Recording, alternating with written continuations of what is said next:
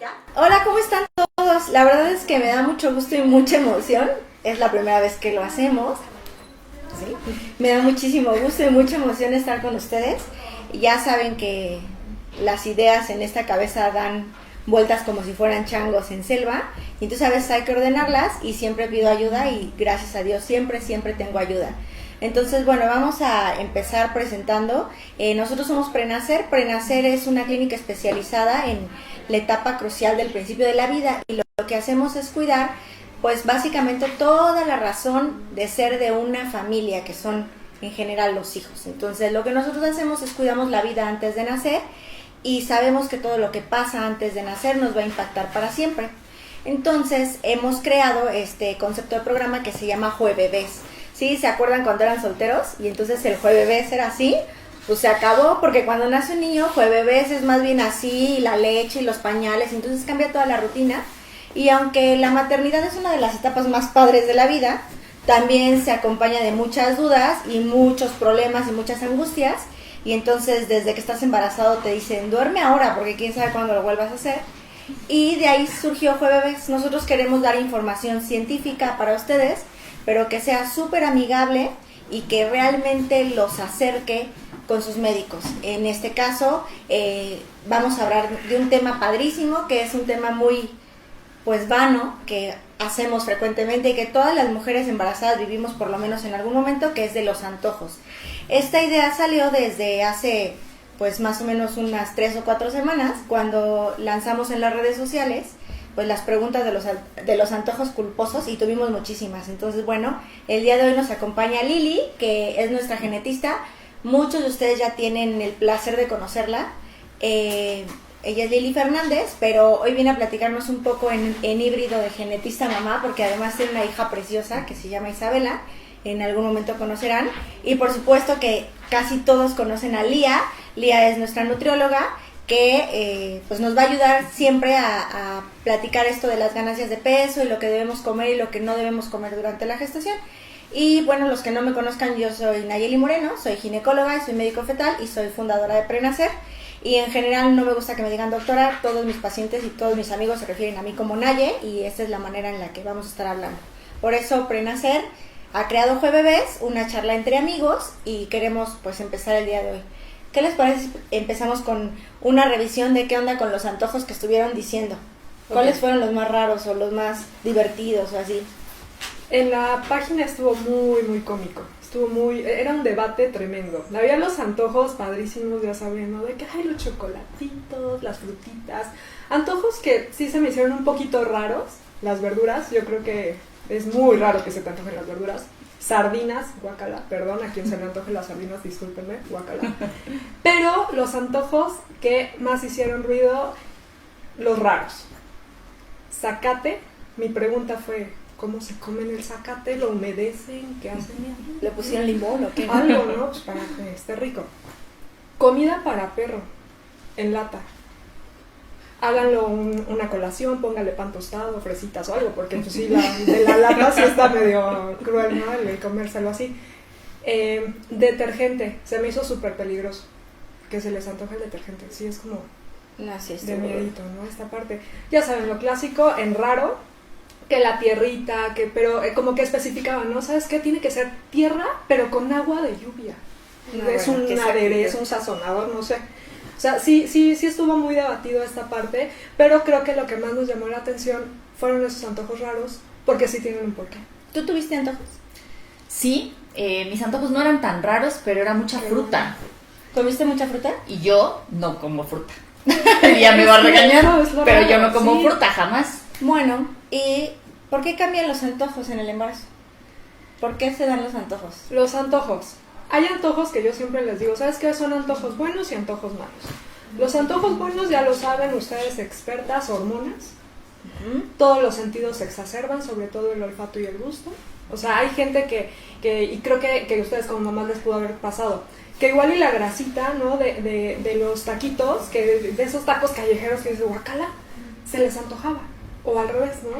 Tal vez les encantaba mucho la comida grasa y en ese momento decían, no lo puedo ni oler. Entonces esos eran como que los antojos, son los antojos buenos, entre comillas, por hormonas y porque se exacerban los sentidos. Pero por ejemplo, en tu caso, Lili, también hasta cierto punto, aunque sean antojos buenos, por eso pongo las comillas, el comer mucha fruta nos puede afectar en algún momento. Claro. Entonces, son buenos, entre comillas, ¿no?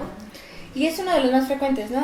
Cuando hacíamos la revisión del tema, que quisimos evaluar un poco la literatura, ir viendo cómo se iba moviendo todo esto realmente en la ciencia, sabemos que entre 6 y 9 de cada 10 mujeres en el embarazo van a tener antojos. Casi todos los antojos son en el primer trimestre y en el segundo trimestre suelen calmarse un poquito, por ahí de la semana 24.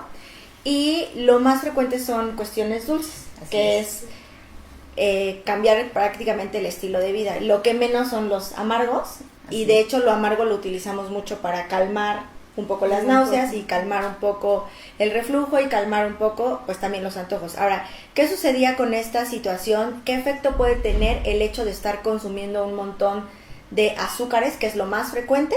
O sea, de las 6 a 9 que consumen, que tienen antojos, el asunto de que los antojos se vuelven manojos y se comen cantidades tremendas, exorbitantes de Doritos. Yo tenía una paciente que me decía, es que a mí solamente se me antojan los Dorilocos, doctora, y eran 20 kilos de un trimestre a otro.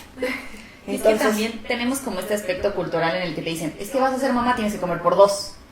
Y estamos como protegidas socialmente, ¿no? O sea, puede comer más, está embarazada, tiene antojos, hay que darle sus antojos. Y entonces eso nos puede llevar a tener complicaciones serias en el embarazo, como diabetes gestacional, y luego tener complicaciones en la obesidad fetal, etcétera, ¿no? O sea, vamos a tener complicaciones importantes. Y un poquito al final de la charla déjenme platicarles mi experiencia personal con eso, ¿no? No, así es muy interesante. Bueno. O sea, es por eso que estás aquí. Claro. Pero como justo esto, ¿no? ¿Cuánto es lo correcto de saciar el antojo en una embarazada? Las porciones, tienes que hacer una porción al día de tu antojo. Ya no te puedes... hay pacientitas que, ¿sabes qué? En el primer trimestre se me antoja mucho chocolates. Y entonces todo el tiempo es un chocolatito chiquitito, no importa.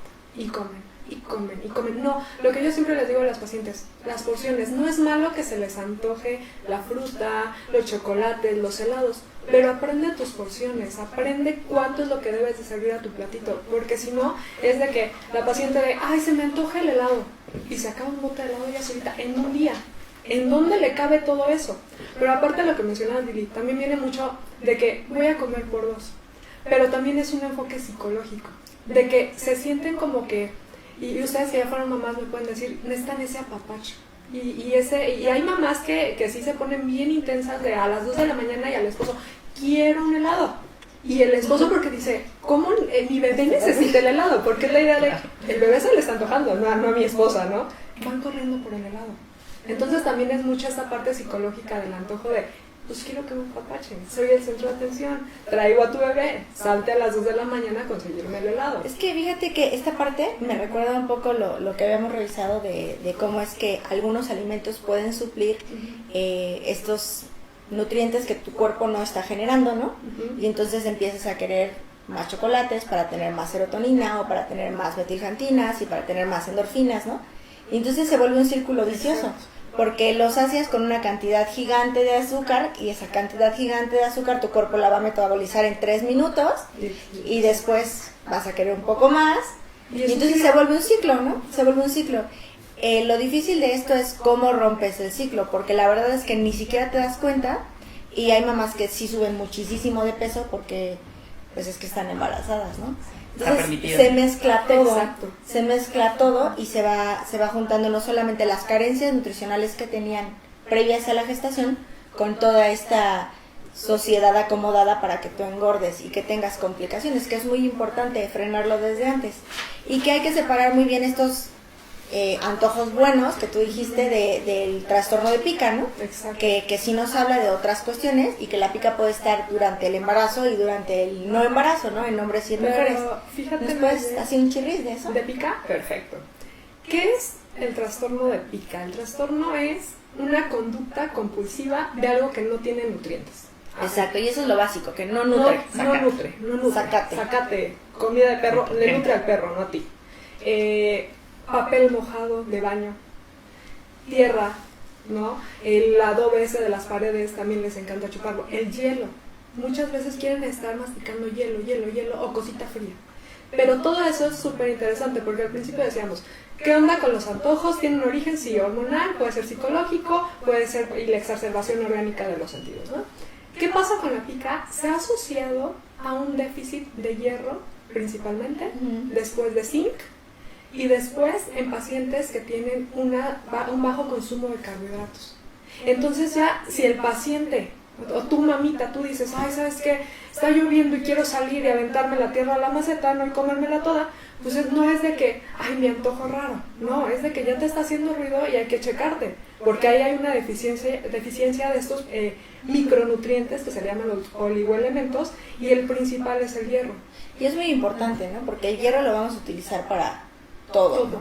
Y la prevalencia de anemia en disminución de hierro durante la gestación pues es enorme en el tercer trimestre, aún en mujeres que tenían hierro normal al inicio del embarazo. Entonces es muy importante que si tú tienes este tipo de antojos, de verdad te acerques con tu médico.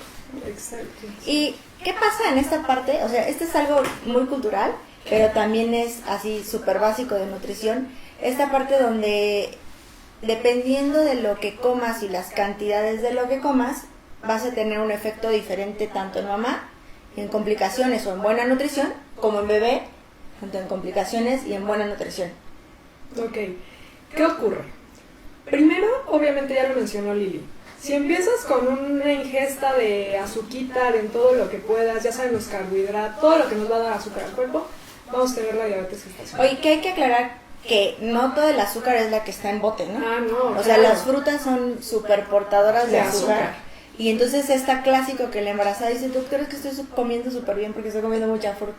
Yo quería comer fruta, pero lo que más quería comer era mango, o sea, el que más azúcar, ¿no? Sí, Entonces, o sea, ¿por qué no? Claro. No, a mí me ha tocado pacientes que llegan y, es que yo como muy sano. Ah, sí, dime qué comes, ¿no? Aviéntate un día de lo que comes. Desayuno y me como medio melón. Después, la otra mitad que me faltó. Después, una sandía en la hora. Una sandía es muchísimo. Pero esa es la idea de come frutas y verduras y es súper sano, ¿no? Bueno, ¿qué les parece si dejamos aquí un breve receso para que todo el mundo vaya haciendo un recordatorio de lo que se desayunó ayer y Sí, sienta... claro. Nos puedan escribir qué desayunaron de nuevo y a lo mejor las porciones y las cantidades de fruta que están consumiendo todos ustedes, ¿vale? Vale.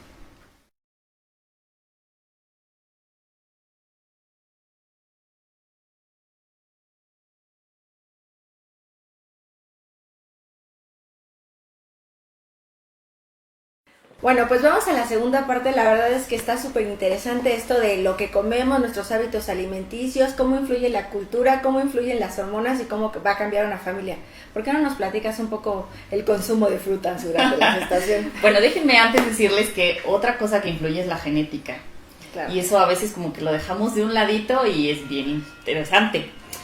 En mi familia hay mucha diabetes, ¿no? Diabetes tipo 2, que estamos todos acostumbrados a entender que es mucho del ambiente, ¿no? Aquellos que no, o sea, que comen muchos carbohidratos, que no hacen mucho ejercicio, etcétera, pero es muy genética. Eso es que nos tiene que quedar muy claro, tiene mucho componente genético. Y entonces en mi familia mucha diabetes. Yo la verdad es que pues siempre he sido delgada, no me alimento así que digan que bárbaras, que bien, no, pero fruta no. No es que no me guste, pero si me dices, te voy a poner unos chilaquiles, pero antes un platito de fruta, digo, no, porque me voy a llenar con la fruta y entonces ya no me caben los chilaquiles, ¿no? Entonces eso no sucede. Pero cuando estaba embarazada era una necesidad de comer fruta, pero era ansiedad, ¿no? Y entonces lo que yo más quería comer era plátano y mango, ¿no? O sea, y entonces yo decía, sí, le estoy echando a los que más carbohidratos tienen, pero mis chilaquiles los dejaba a un lado. La verdad es que no era lo que buscaba en ese momento. Me fui de viaje entrando al segundo trimestre del embarazo y en donde estaba era prácticamente imposible encontrar fruta, ¿no? Mucho queso, mucho jamón serrano y a mí eso me encantaba, pero la fruta era desesperante. Justo estaba de viaje cuando le hablé a mi endocrinóloga y le dije, no sé qué me está pasando, regresé, diabetes gestacional, ¿no? Wow. Y entonces, pues fue un cambio completo en mi embarazo, ¿no? Y me empezó a entrar pues mucha angustia, porque mi bebé pues en los ultrasonidos estaba creciendo muy bien, en el percentil 50, que es lo que esperamos, ¿no? O sea, como un promedio muy bueno, Y de pronto, pues Liliana, una dieta de menos calorías, ¿no? Empezamos a comer más verduras que no se te antojan, empezamos a comer más proteína que tampoco se te antoja y le tienes que bajar a las frutas, ¿no? Yo decía, bueno, pero un pedacito, ¿no? Y entonces era muy complicado y entonces empezamos a ver que empezó a repercutir en mi bebé. Entonces cuando yo iba a los ultrasonidos, pues mi bebé ya no estaba creciendo en el percentil 50, claro. Ahora estaba creciendo más chiquita, ¿no? Que déjame platicar que no es lo que esperamos, ¿no? O sea, siempre cuando pensamos, mamá está engordando muchísimo, bebé va a engordar muchísimo, y sí, eso es lo que sucede, pero no en todas las mamás que hacen diabetes. O sea, sin importar el tipo de diabetes, hay bebés que pueden no crecer también, y eso influye, ¿no? Y empieza a entrar como mucho terror, porque las doctoras tenemos ese foco así donde dice siempre ve adelante, y tú ya estás pensando que tu hija se va a quedar en la terapia intensiva y tal, cuando solo te están diciendo espérate, se está quedando un chirris más pequeña, ¿no? Claro, y es un poco el tratar de entender, porque a mí me decían baja tu consumo, y yo bajaba mi consumo y entonces ya me alimentaba bien poquito y mi bebé empezaba a bajar de peso y entonces terminé teniendo, porque pues si un poco como médico dices, si tengo diabetes voy a tener un bebé grandote y eso le va a tener complicaciones, y entonces tuve una bebé bien chiquita de 47 centímetros de 2 kilos 800, ¿no? Tuve que correr a comprar ropa de prematuro, ¿no? Y eso que nació a término. ¿Por qué? Porque el consumo de carbohidratos mayor me llevó a tener una dieta en la que yo quité mis carbohidratos pensando en toda la parte genética y hereditaria que ya le estaba dando a mi bebé, claro. Y entonces nos llevó a ahora una bebé pequeñita, ¿no? Y eso lo hemos visto, ¿no? Lo hemos visto con las pacientes aquí que llegan con diabetes sin importar el tipo y con un bebé que está creciendo por debajo del percentil o del tamaño que nosotros esperamos. Y esa es una pregunta que la verdad es que la ciencia todavía se hace, ¿no? Hemos estado hablando, ¿qué podemos hacer para que los bebés se engorden adentro? Y sabemos que en los casos en los bebés que están creciendo un poco menos, engordar no es todo, ¿no? Y entonces nos empieza a hacer un poco de ruido, pero sí sabemos que el ajuste de la nutrición nos ha ayudado mucho, Lía. O sea, nosotros lo hemos hecho mucho. Muchísimas veces con ese tipo de pacientes, ¿no? ¿No nos quieres compartir un poco de esos casos? Les voy a dar mis NutriTips. Sí, porque es que no es algo que esté escrito tal cual en la evidencia, es decir, no hay estudios clínicos aleatorizados que estén diciendo que esto funciona, pero sí hemos visto que los bebés han crecido y que las mamás se han mantenido y que entonces ajusta a ella, no sé cómo le haga honestamente, pero ella ajusta la dieta. algo ahí. Y yo veo que los bebés disparan el crecimiento y pues está toda. Algo bien importante es, cuando yo conozco a la pacientita que me mandas, ¿no? Y que el bebecito viene chiquito y la mamá trae diabetes gestacional y aparte trae 4 o 5 kilos encima del peso que necesita en esa etapa en la que está. ¿Qué hago? Uno, procuro que la dieta sea una dieta balanceada. Lo que hago con todas las pacientes, y tú, Nayeli, has visto mis planes y dices, ¿cómo les estás mandando esto? Si no les restringe los carbohidratos, ¿eh? No restringo alimentos, sí. Es que, aparte, yo no creo sé que por qué, pero no lo restringe. Pero funciona. El embarazo, yo creo que, yo no soy mamá, pero ustedes me pueden decir, es una etapa bien bonita, que necesitan disfrutar. En la mayoría de los casos es muy bonita, ¿no? Pero, lo que yo hago es, tiene que ser una dieta balanceada. No les voy a restringir carbohidratos, pero sí cuento cuántos carbohidratos les mando en el día. ¿Qué son los carbohidratos? Porque muchos me van a decir, bueno, ¿y eso qué es? Frutas, cereales, leguminosas, lácteos. Estos son mis 4 carbohidratos principales. Las demás sí me proporcionan... Oye, y repítelos porque la gente luego también piensa que la leche no cuenta como carbohidrato, claro, y que el queso no cuenta como carbohidrato. Lácteos, leche de todos los tipos que encontremos, ya sea descremada, semidescremada o más comercial como la vemos en el súper, que es deslactosada light, entera, todo eso es carbohidrato. Quesos de todos, ¿no? De que, que es requesón y no cuenta. No, sí cuenta, es carbohidrato, ¿no? Que el quesito panela también es carbohidrato. O sea, no vayan así de que el queso parmesano es el único carbohidrato. No inventen. Todo eso es carbohidrato. Los cereales, hablo del cereal, el que se comen de caja con su lechita, ¿no? Hablo del pan, hablo de las tortillas. Y el arroz. El arroz. Entonces, de todos estos, lo que hago es elegir de forma inteligente. ¿Cómo es elegir de forma inteligente? Cada alimento, cada uno de los que les acabo de mencionar, me va a dar azúcar en algún momento, o en menores o en mayores cantidades. Entonces aquí es elegir alimentos que tengan una carga, que nosotros le llamamos una carga glicémica, que sea bajita o intermedia. porque así yo puedo jugar y no les voy a restringir los carbohidratos. Y ustedes pueden ver en un plan de alimentación, tú lo has visto, Nayeli, de que les mando que la pastita con salsa Alfredo, o sea, cosas que dices, esto es una dieta, te estás burlando de mí. No, no me estoy burlando, pero sí les funciona. ¿Qué hago, por ejemplo, con las frutas? Como lo que te pasó, Lili.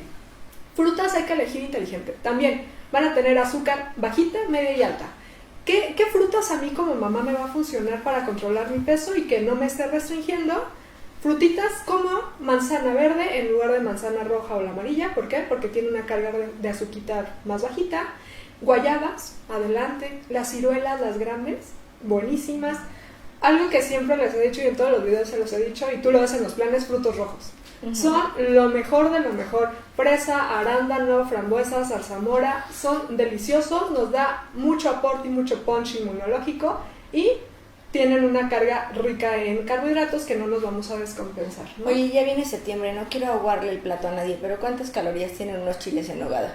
No, sí está cargado dependiendo. Pero ¿saben qué? En chiles en nogada, aquí la salsa de la que es la salsa nogada, ¿no?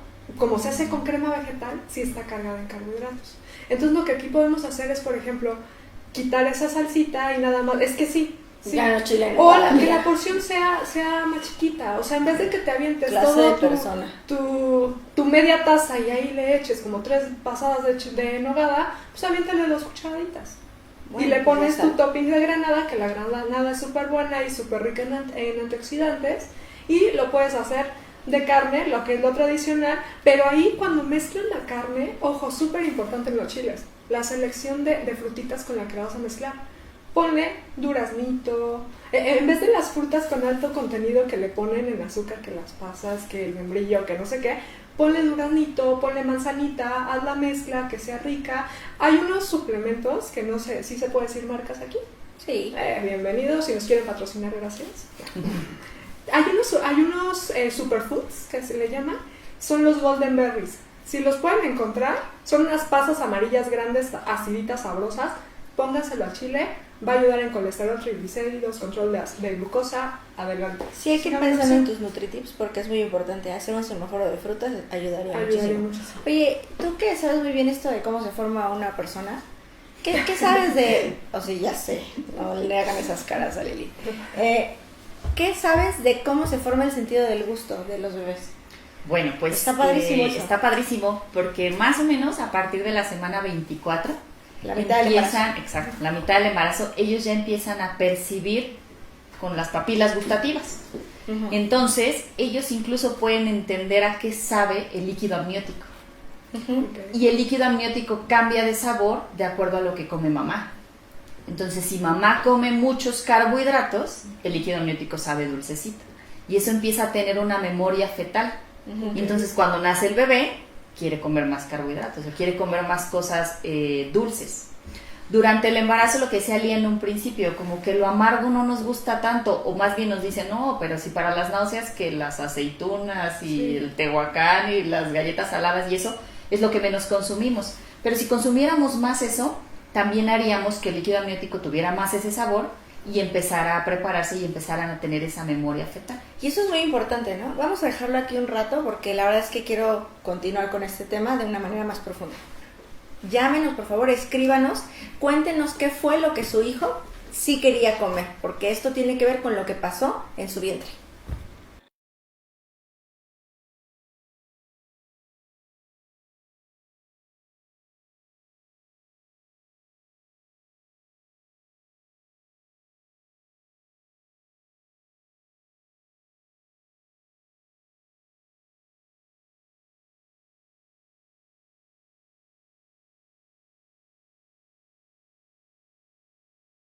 Bueno, pues aquí estamos, tercera y última parte del programa, la verdad es que está padrísimo. No se les olvide, por favor, todas las dudas, todos los comentarios, escríbanos a la página, comenten aquí en el Facebook, nosotros vamos a estar al tanto de responderlas con mucho cariño. Por favor, los doctores, las pacientes, todos, mándenos las dudas, todo aquello que las pacientes les preguntaron y que no supimos. Igual y nosotros no sabemos tampoco, pero lo vamos a buscar, o sea, créanme que lo vamos a buscar. Bueno, a ver, Ahí vamos otra vez con lo de la embriología, que la verdad es que si la gente nos enseñara así embriología sería más fácil, porque entonces tendría una razón de, ¿no? Claro. No solamente monitos doblándose. ¿Qué onda con el sentido del gusto? Entonces, estábamos diciendo que más o menos a la mitad del embarazo, los fetos ya son capaces de sentir sabores, ¿no? Y de poder decir esto es dulce, esto es amargo, y de poder empezar a tener una memoria fetal para el nacimiento y para la vida. Todos tenemos gustos, ¿no? Nos gustan diferentes cosas y eso está, obviamente, por nuestras papilas gustativas, pero también hay mucha parte genética, ¿no? Uh-huh. Hay receptores que son predominantemente para lo dulce, hay receptores para lo salado, hay receptores para lo agrio, hay receptores para lo amargo, etc. Incluso hay cambios en nuestra información genética que son benignos porque no nos causan ninguna alteración, pero que hace que no nos gusten ciertas comidas, ¿no? Por ejemplo, las comidas como el repollo, la col de Bruselas y este tipo de cosas son tan fuertes que muchas personas con cambios en su información genética, en sus receptores linguales, no las pueden comer. Entonces, eso hace nuestros gustos, obviamente también nuestro ambiente familiar, nuestra cultura, el país donde vivimos, etc. Pero entonces, cuando somos mamás, nos enfrentamos a, es que mi hijo no quiere comer verduras, ¿no? Es que no quiere probar. El simple hecho de probar tiene mucho que ver durante el embarazo. Si la mamá tiene una dieta balanceada y el bebé no está recibiendo todo el tiempo algo dulce, porque sí, claro, los primeros antojos y los más frecuentes son los dulces, ¿no? Por lo que ya decíamos al principio, por la necesidad de energía. Si la mamá no tiene una dieta balanceada, el bebé ni siquiera va a querer probar.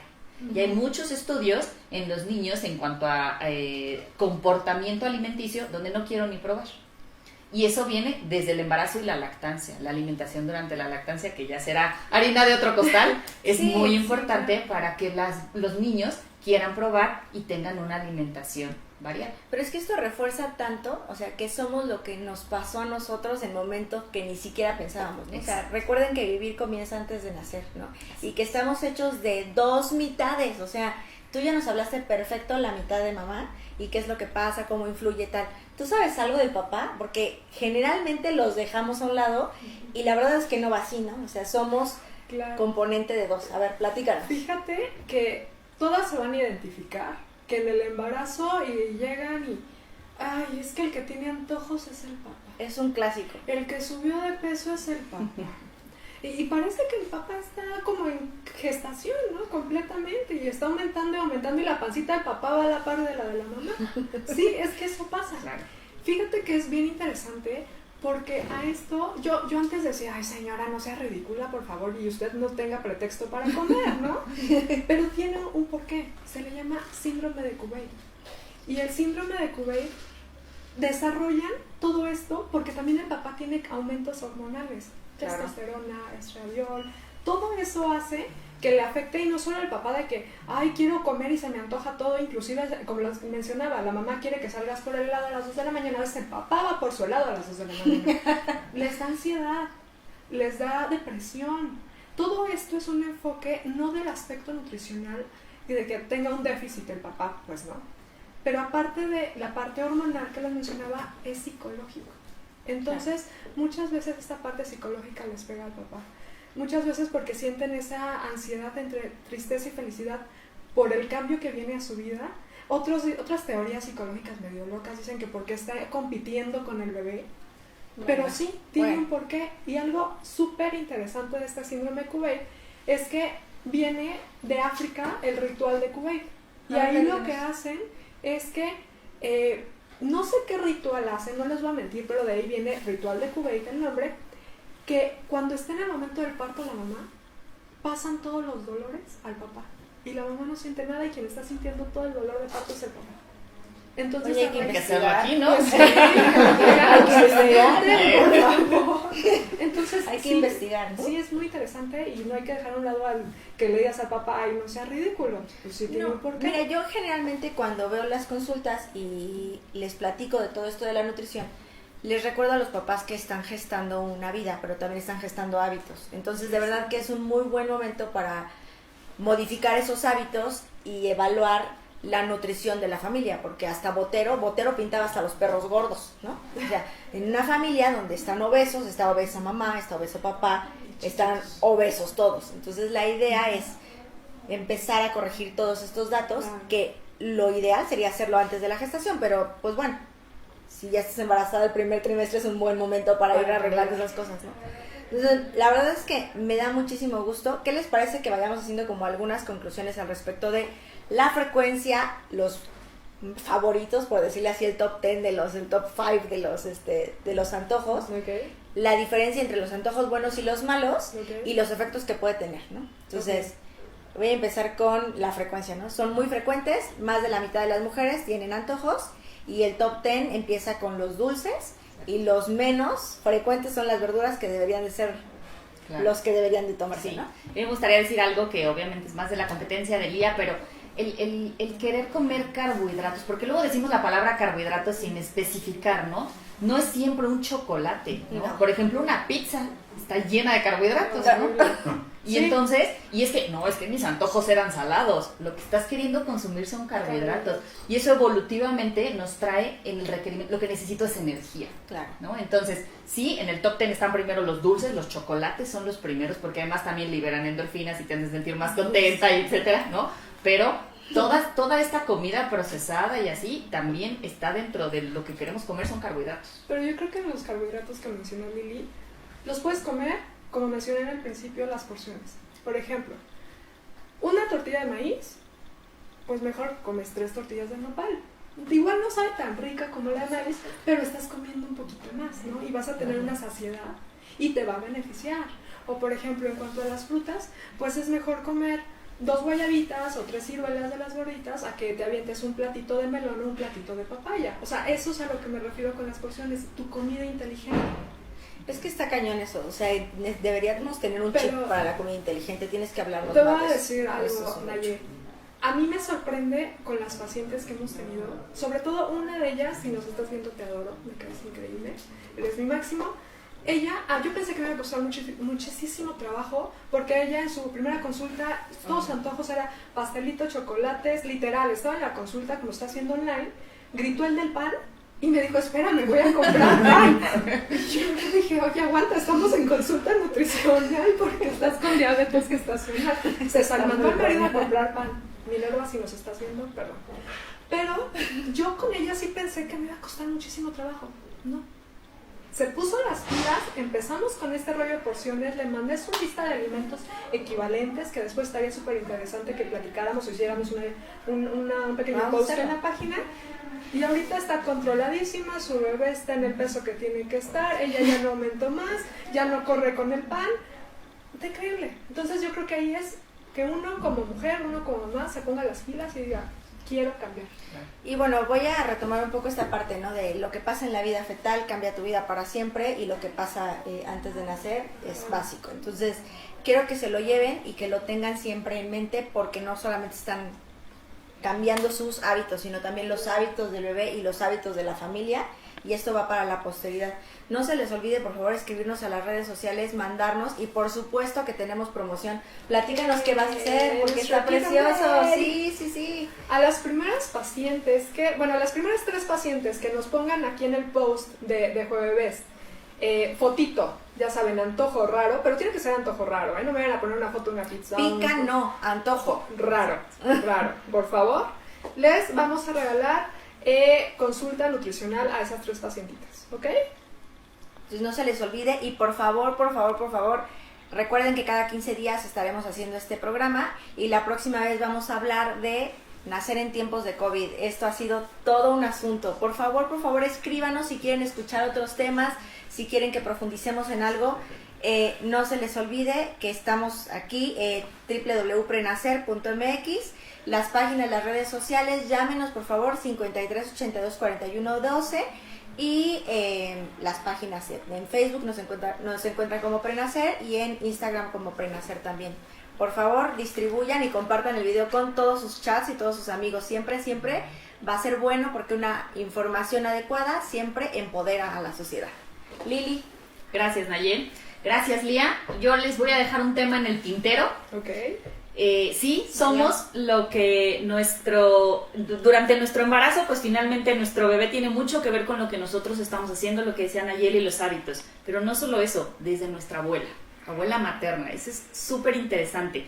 lo que hizo nuestra abuela materna, cómo se alimentó ella, programó fetalmente a nuestras mamás que están programando. Entonces, pues yo no sé si un día voy a ser abuela, a lo mejor. Entonces, lo que yo haga hoy va a influir no solo en mi hija, sino en mis nietos, ¿no? Entonces, lo dejamos en el tintero y otro día platicamos de eso.